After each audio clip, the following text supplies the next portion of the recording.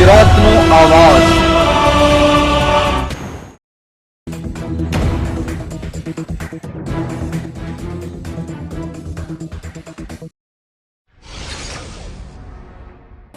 માંડવી તાલુકા પંચાયતે આદિજાતિ રાજ્ય મંત્રી કુંવરજીભાઈ હળપતિની અધ્યક્ષતામાં માંડવી તાલુકા પંચાયતની સામાન્ય સભાની બેઠક યોજાઈ હતી।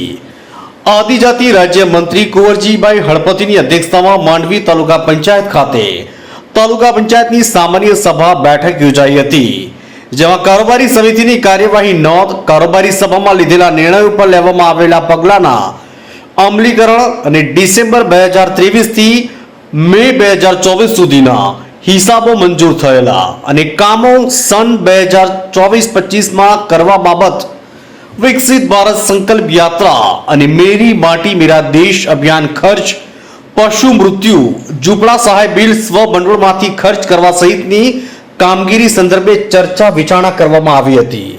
બેઠકમાં રોડ, રસ્તા, બાંધકામ, પીવાનું પાણી, ગટર લાઇન, સીસી રોડ, ડામર road, paver block, street light, taluka પંચાયતમાં સોલાર પ્લાન્ટ જેવા માળખાગત વિકાસના કાર્યોના આયોજન અંગે ચર્ચા કરવામાં આવી, તેમજ મંત્રીએ વિવિધ અધિકારી કર્મચારીઓની પ્રગતિ હેઠળના કામો સમય મર્યાદામાં પૂર્ણ કરવા તેમજ તાલુકામાં બાકી રહેતી વિકાસકીય કામગીરી ઝડપથી પૂર્ણ કરવા અનુરોધ કર્યો હતો। તેમણે તમામ કામો ગુણવત્તાસભર થાય તેની ચકાસણી અમલીકરણ અધિકારીઓને સૂચના આપી હતી।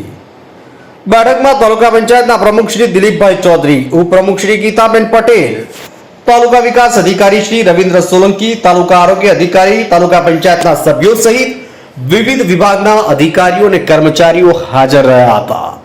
માંડવીથી ટીવી 92 ગુજરાતના ડાયરેક્ટર એન્ડ જર્નાલિસ્ટ દિવાન આકીબભાઈનો રિપોર્ટ।